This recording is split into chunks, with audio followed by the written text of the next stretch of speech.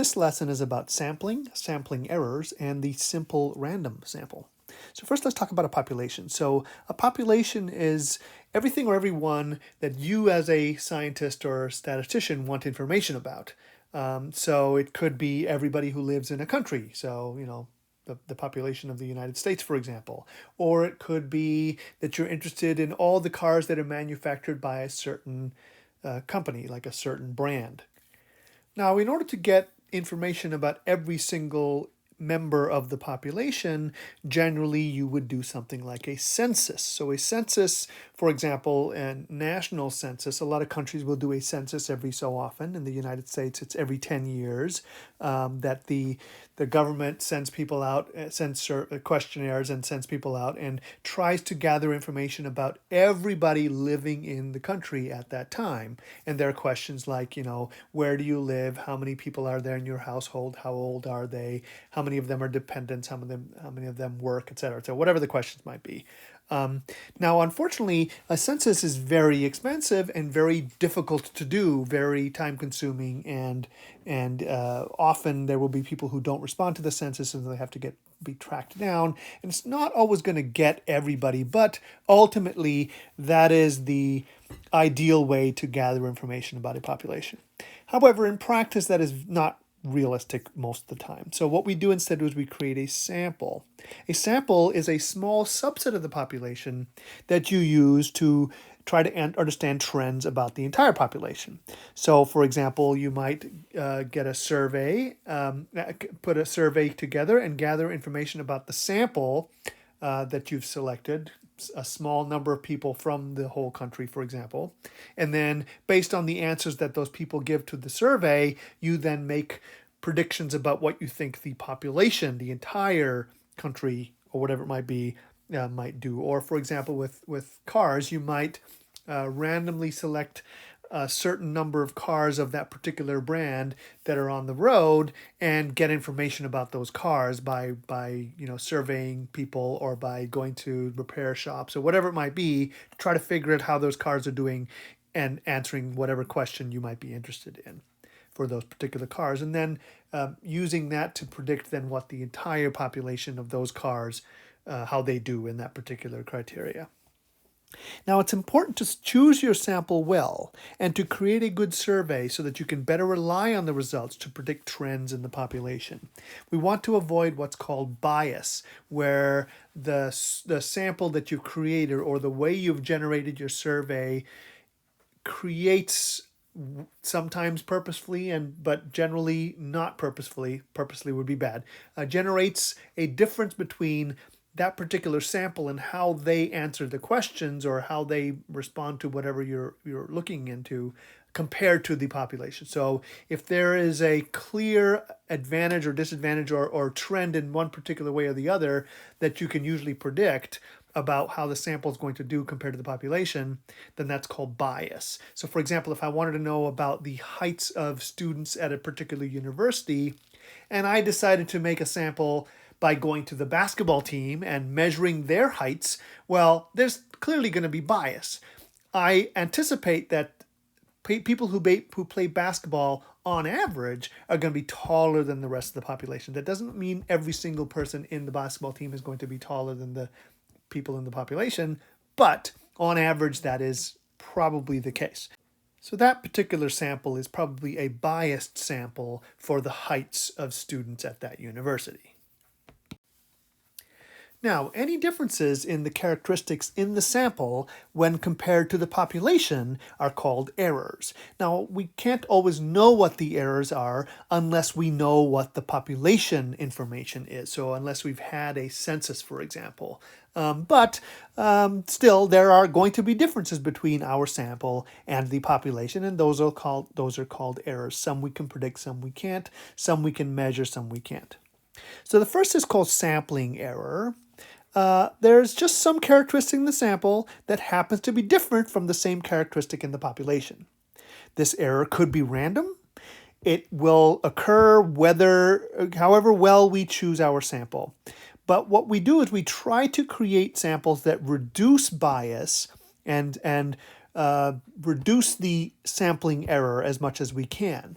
So if I were to do a particular experiment many times with lots and lots of samples, there's no reason why, on average, those samples will have a tendency to measure in one direction or the other compared to the population. Now, one particular sample may have a measurement that's one way or the other compared to the population, but on average, those samples should not. So that's what we mean by reducing bias. Bias is a tendency for my sampling technique, the way that I'm creating my sample, to generate just errors from the population in sort of a systematic way. Now let's talk about measurement error.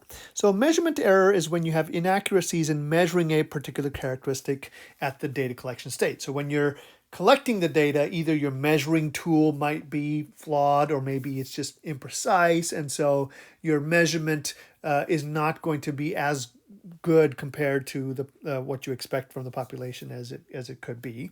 This also could occur when you're creating a survey, that you word the questions in the survey in such a way that those questions influence the way that people answer those questions. And now some people will do this on purpose to try to tell a particular story, to try to support their particular hypothesis or their particular claim. They will word survey questions in a way that influence the person answering the question to answer in a particular way.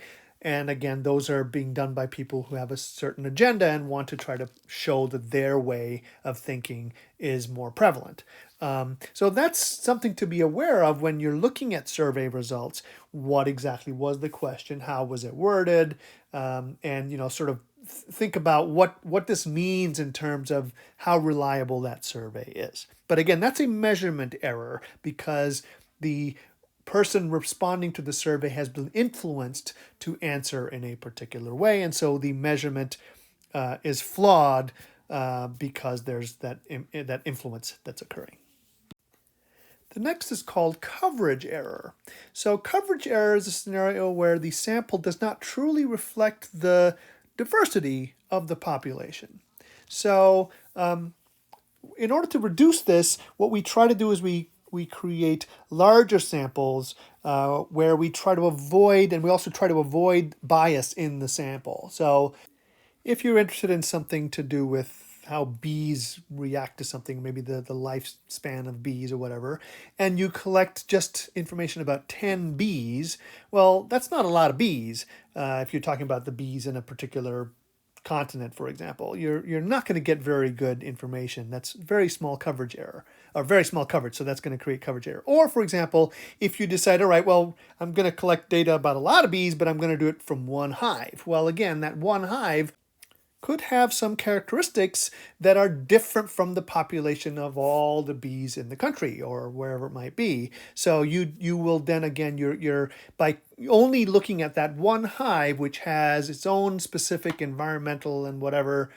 scenarios, you are generally going to create coverage error or bias in your sample. So instead, what you want to do is you want to try to select bees randomly, at least in some way. We'll talk about different sampling techniques later, a large number of bees, and you want to try to make sure that those bees are being selected from various places and so on and so forth to reduce the amount of bias and to reflect the diversity of the population of bees in the country or in the island or in the wherever it is that you're interested in. The next kind of error is called non-response errors. Now, this is a scenario where a large number of people who were selected for a survey just choose not to respond. This is problematic, especially when there may be certain characteristics of those people that make them predisposed not to want to respond. So for example, maybe if you're doing a telephone survey, there are people who won't respond because they don't trust people who do telephone surveys, or maybe they want to hide, or they want to not reveal their own personal feelings to some stranger or whatever it might be. And there possibly might be some characteristics of those people not wanting to respond that also reflects the answers that they may have given to that survey. So now you're creating bias in that there will be fewer people responding in that particular way because they happen to have that tendency of not wanting to respond. Another common one is when you do a survey on customer satisfaction.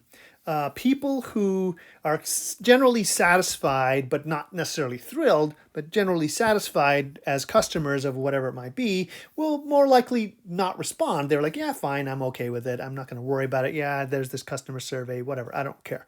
But those that are unhappy with their customer service experience or whatever it might be, those that are unsatisfied are more likely to respond because they're upset and they're angry and they want to sort of make their voice heard. So you're going to, generally speaking, get on these customer satisfaction surveys, you're going to get a tendency for the people who are unsatisfied to respond, and so you might get results that make it look like more people are unsatisfied than in reality that really are. So the sample itself, because of the non-response error, because people who are generally satisfied will not bother answering, the sample then has a bias in it in terms of the question that you're asking on the customer satisfaction.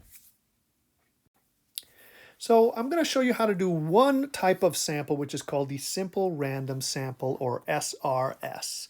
So the idea is that you have a population and you want to select a sample from this population at random. Every person or object or whatever it might be in this sample should have the same probability of being selected, and it's going to be done totally at random. So here's an example. I've got 93, whatever it is, let's say people in my population, and I want to create a sample that has 5 of those 93 people in the sample, and it needs to be a simple random sample. Now, I'm going to show you how to use a graphing calculator, a TI-84, in order to figure this out. So from a blank screen on your calculator, we're going to start by hitting the math button, and that should bring up a screen that looks like this, and it's got math highlighted, and it's got num, complex, probability, fraction, and it's got a list here under math. So now I'm going to scroll over to probability using the right arrow until we're highlighting probability, and now the list will look something like this. It'll start with rand and so on, and the 5th one down is rand int, or random integer, which is what we want. So we scroll down until our cursor is over 5 rand int, and then we hit enter. So now the screen will change to look like this if you're using the new operating system. I'll talk about the older operating system in a little bit. And you should have a cursor at the lower. So this is random integer, lower, upper N, and paste. And the cursor should be sitting next to lower. If there's a number in there, you can hit clear, or you can just start typing. So the lower is the smaller number in our list, which we're going to start with 1. So we hit 1 and then enter.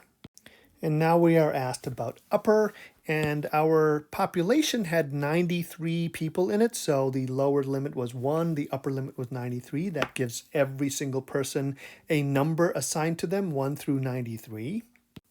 So now we've got the lower and the upper, and now it wants N.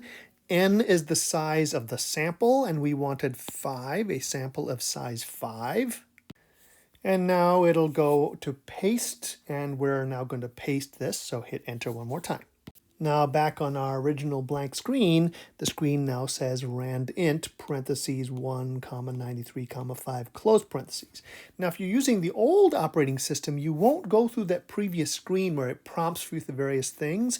You just need to fill it in the way that it's written right now. You hit the rand int button, it brings you to this screen, it'll open the parentheses for you, type 1, and then comma, 93, and then comma, 5, and then close parentheses. The 1 is the first number on your list of your population.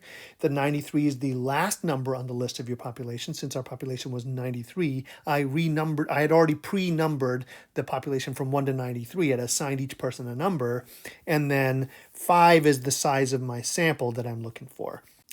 And finally, we hit enter. Now my calculator generated these 5 numbers. So I'm going to write them down in my answer to my question. 21, comma 35, comma 1, comma 87, comma 11. These are 5 randomly generated integers between 1 and 93. Each of these integers represents a particular person who had been predetermined to be assigned to that number. Maybe it was done alphabetically or whatever it might be. Now, here's an interesting thing about the calculator. The calculator is not actually doing a random integer. It actually is doing what's called a pseudo-random. Now, if two people happen to have identical TI-84 plus calculators and they have never done random integers before, and they do the exact same random integer generator, they will get the exact same list because the calculator is doing a particular algorithm and calculation to create this pseudo-random integer set. Now, as soon as one of those two people does something slightly different than the other one, then both calculators will no longer be in sync, and you will now get what looks more random because they are different. However, don't be too surprised if this is the very first time you've done random integers and you're comparing each other's work that you end up with exactly the same list until one of you does a different random integer generator than the other one. So that's just a warning. The calculator is not actually doing this randomly. It's a pseudo-random. Now, there are also books that are printed of random integers, or maybe appendices at the end of statistics textbooks that have random integers. And then what you do is you open randomly to that page and you let your finger randomly stop at a particular row, and then you start reading the numbers off of that random integer list, and then in this case, we would like 2-digit numbers, so we would generate a list sort of like this. And if their 2-digit number is not between 1 and 93, we would just ignore it and go to the next 2-digit number so it fits within our list. But as far as the T84 is concerned, this is how you create random integers. Now, if you only wanted a single random integer, you would change that 5 into a 1, and it would just spit out one random integer. So you can make the size as large or as small as you want, obviously between 1 and whatever. But this is how the calculator can be used to generate pseudo-random, which we're going to call random integers.